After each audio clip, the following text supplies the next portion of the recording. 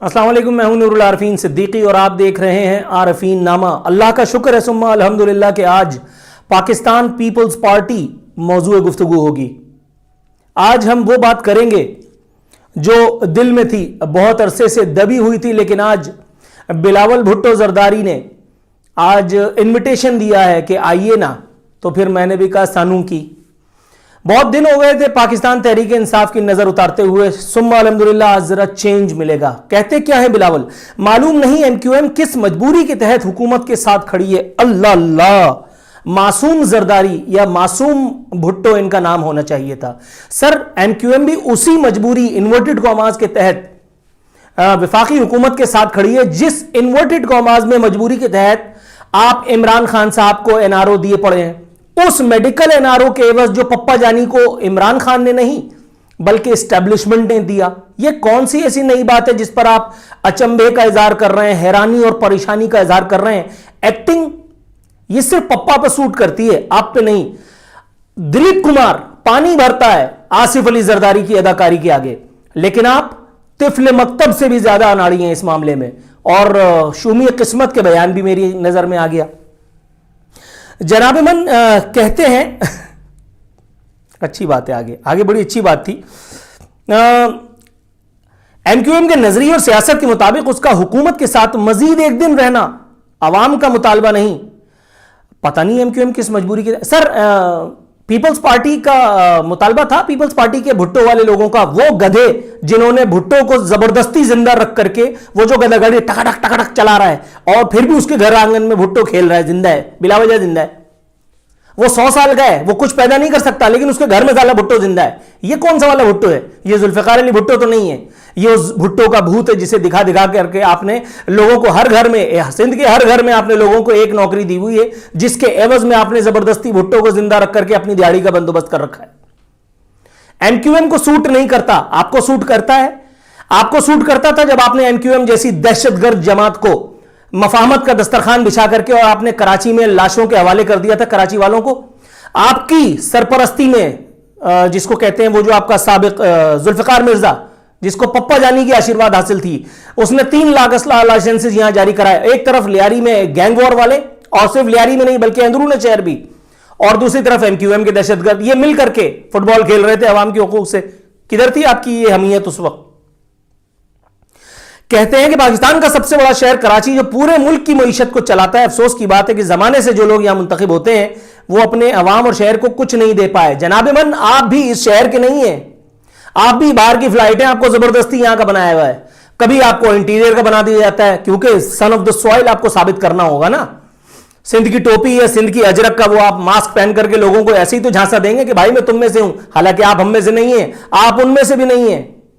आप जबरदस्ती के भुट्टो हैं, आप जबरदस्ती के सिंध वाले हैं, आपका सिंध वालों से कोई लेना देना नहीं है।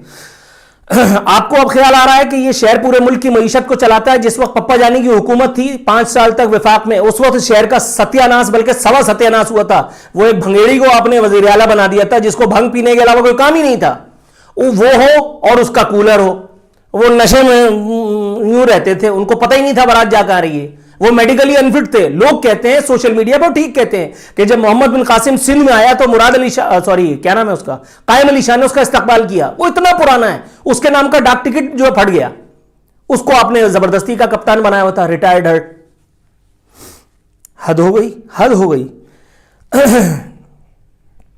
कहते हैं हमारा हिस्सा ना, हमें हमारा हिस्सा ना मिलने पर सबसे ज्यादा कराची मुतासिर हुआ। भाई हमारे हिस्से का भी आपके हिस्से में चला गया है। वो पापड़ वाला, वो पाउडर वाला, वो पता नहीं धनिए वाला, वो पुदीने वाला, वो अदरक वाला, वो लहसुन वाला, वो कौन है? और भाई हमारे हिस्से का भी आपके उसमें आ गया। लेकिन आपको अल्लाह ताला ने आप लोगों को एक ऐसा मर्ज दे दिया है हिर्स और हवस का कि जिसके बाद आप लोगों का पेट नहीं भरता, जिसके बाद आप लोगों का पेट नहीं भरता। आप कहते हैं कि आलमी बैंक ने कराची के इंफ्रास्ट्रक्चर के लिए 10 अरब डॉलर की जरूरत का बताया है। हमने जब 10 अरब डॉलर की बात की तो हमारा मजाक उड़ाया जाता था। 10 अरब डॉलर नहीं, 110 अरब डॉलर अगर आलमी बैंक यह उतार दे, वो सब का सब भुट्टो वालों के अकाउंट में अगर ना पहुंच गया तो मैं अपना नाम बदल दूंगा। और मैं शहबाज शरीफ जैसा आदि मुजरिम नहीं हूं, मैं नाम बदल दूंगा अपना। 110 अरब लाड़काना में जिसने 90 अरब रुपए लगा दिए, सुप्रीम कोर्ट ने बुला करके पूछा तो बगले झांक रहे थे, क्या हो गया? 90 अरब लाड़काना पे लग सकता है? और 100 अरब कह रहे हैं आप कि यहां पे लगाएंगे 10 अरब। यार कोई खुदा का खौफ करो यार, ये अखबारात की जीनत बन चुकी, सुप्रीम कोर्ट नोटिस ले चुकी, सुप्रीम कोर्ट की ऑब्जर्वेशन इस पे, मैं कोई घर की बात नहीं कर रहा। झूठ कह रहे हैं कराची में सरमायाकारी होगी तो उसका असर पूरे पाकिस्तान पर होगा। विफाक ने फंड्स नहीं दिए और ना बल्दियाती हुकूमत ने हमारा साथ दिया, उसके बावजूद कोशिश कर रहे हैं कि जो हो सके वो करें ताकि कराची की मुश्किलात कम हो। बल्दियात वालों ने आपका साथ नहीं दिया, ये अजीब बात है। वो तो मुख्तारा माई वसीम अख्तर रोते रोते चली गई नीर बाते बाते। वो मर्दों की बेवा जो है वो 4 साल तक पुलिस वालों से सलामी लेता रहा, नुमाइशों का इफ्तिताह करता रहा और उसके बावजूद उसको इतनी हया ना आई कि वो 1 घंटे पहले ही मुस्ताफी हो जाता। दिहाड़ी है ना, अब तो उसको पता है अच्छे खान भी नहीं आ सकते, अब तो अच्छे खान भी नहीं आ सकते। वो आखिरी हिसाब किताब भी निपटा गया है। 1 टके का डिप्टी, क्या उसको कहते हैं यार, डिस्ट्रिक्ट चेयरमैन, 2 अरब रुपए तो उसी ने निपटा दिए। एक चैनल ने बाकायदा रिपोर्ट चला दी, तो मेयर ने कितने का कांड किया होगा।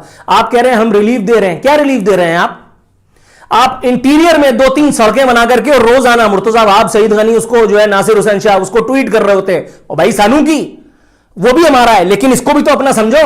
एमक्यूएम को कभी विफाक ने खरीदा होता है, कभी सूबे ने खरीदा होता है, और अभी आप एमक्यूएम के गोद लेने के लिए जो गए हैं वो भी इसलिए नहीं, वो भी इसलिए ताकि एमक्यूएम को 1-2 वजारतों की लालच में दे करके और आप यहां के अंदरूनी जो मामलात हैं उसको भी संभाला दे सकें।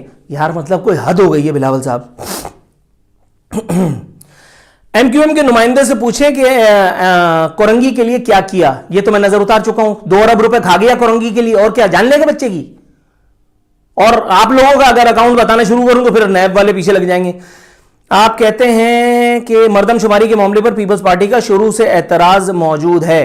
मर्दमशुमारी के मामले पर तो एमक्यूएम का भी एतराज अब आया है सामने, पहले भी आया था, लेकिन जब पहले दिहाड़ी लग गई तो उन्होंने कहा सानू की जान दे गड्डी। उसके बाद अब दोबारा वो फुदकने लगे हैं। अब वो भी फुदकने लगे हैं जिनका कराची में कोई स्टेक नहीं है, जिनको लाया तो गया था आशीर्वाद के साथ, लेकिन उनकी हटधर्मी ने, उनकी जो जिसको कहते हैं सियासी अदम बलूगत ने उनको कराची के इस एक हक से जिसको वो शायद ले सकते थे उसको उससे महरूम कर दिया। आप कहते हैं कि कराची में बुनियादी काम कर रहे हैं जो चमकदार नहीं, इसलिए मीडिया में ब्रेकिंग न्यूज नहीं चलती।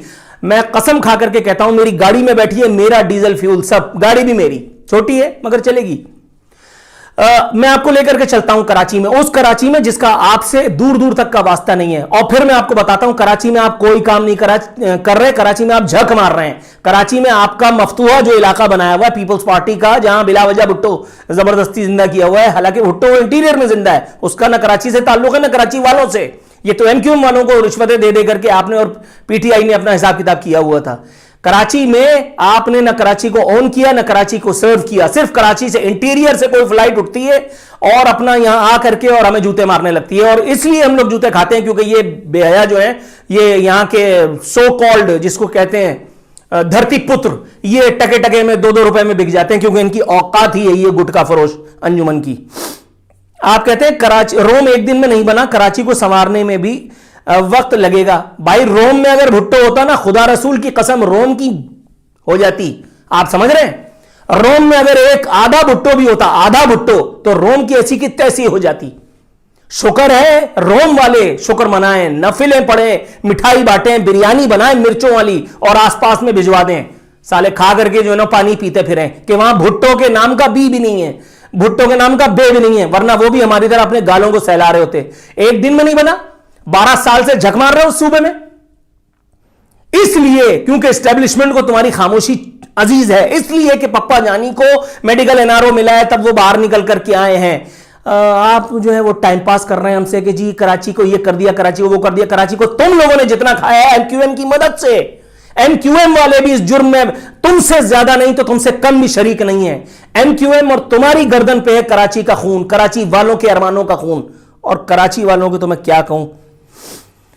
उफ, मजीद कहते हैं आज तक कराची से तहरीक इंसाफ को भी सिलेक्ट किया गया, क्या उन्होंने कोरंगी या कराची के किसी भी इलाके में कोई ईंट बनाई है? 2 फ्लाईओवर्स और इंडस जैसा अस्पताल बनाया है। यह वाहिद हुकूमत है जिसे हया नहीं आती। इमरान खान हुकूमत के बाद ये सूबाई हुकूमत की बात कर रहा हूं। ये अपने घर से बनाए तुम लोगों ने ये अस्पताल, ये हमारे पैसों से, हमारे दिए वो टैक्स से हैं। किसी का जहेज बेच करके आई थी ये पैसे।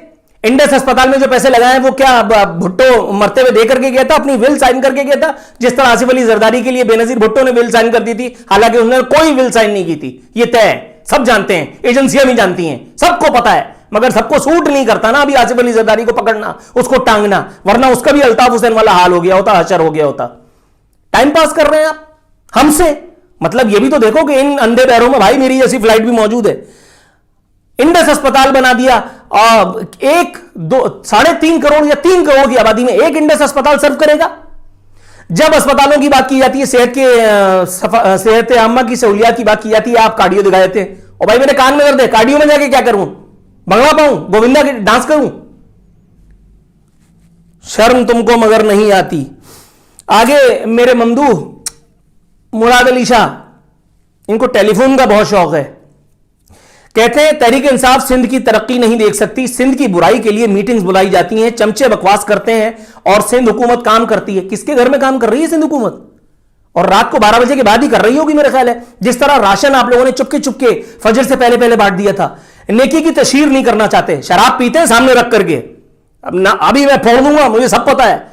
वजीर हाउस के हर कमरे के तकरीबन आगे पीछे के मतलब लोग हैं मेरे पास अल्हम्दुलिल्लाह। मैं ज्यादा बातें नहीं करना चाहता, ना मैं आप पे इल्जाम लगा रहा हूं, लेकिन मैं पीपल्स पार्टी के बारे में क्लासिफाइड बता रहा हूं।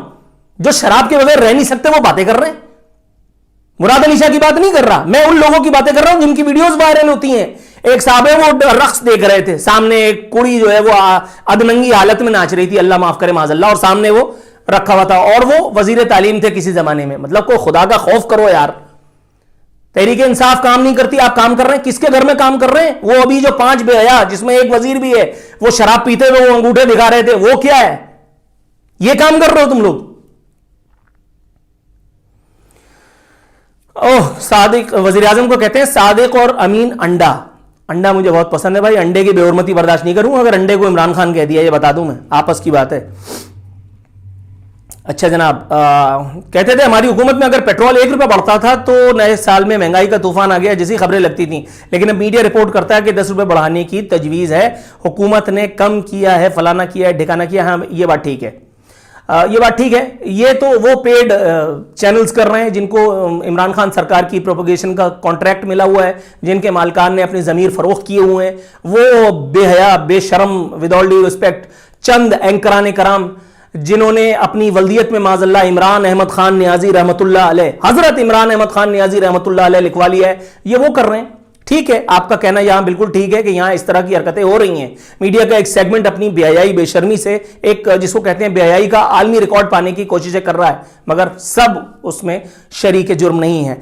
आप कहते हैं कि सुप्रीम कोर्ट के पास सिंध के लोगों के जो पैसे हैं उनमें से 60% कराची, बाकी रूरल सिंध पर खर्च की जाएगी, पहली तरजीह मलीर होगा। मैं खुदा को हाजिर और नाजिर जान के कहता हूं कि सुप्रीम कोर्ट के पास जो रकम है, अल्लाह रसूल का वास्ता सुप्रीम कोर्ट और सुप्रीम कोर्ट के चीफ जस्टिस से मैं कहता हूं, सर इनको उन पैसों में से 98 भी अगर नजर आ गई, ये खुदा की कसम चाय वाले, पापड़ वाले, धनिए वाले, सब पुदीने वाले, ये वो भी जो है ना वो हाथ मलते रह जाएंगे। इनका साया, भुट्टो वालों का साया अगर उस रकम पे पड़ा तो गई भैंस पानी में। आगे फिर अल्लाह बेली है, सिंध वालों को पहले क्या मिला है, कराची वालों को पहले क्या मिला है, और फिर कराची वालों की हरकतें भी ऐसी हैं कि इनको सुबह शाम उठते बैठते गीले कर करके 100 जूते भी पड़े तो इनकी बेहयाई और बेशर्मी, मैं मेजॉरिटी की बात कर रहा हूं, और उसमें माइनॉरिटी ऐसी भी है कि जिसके लिए मतलब जिसकी तहसीन के लिए मेरे पास अल्फाज नहीं है।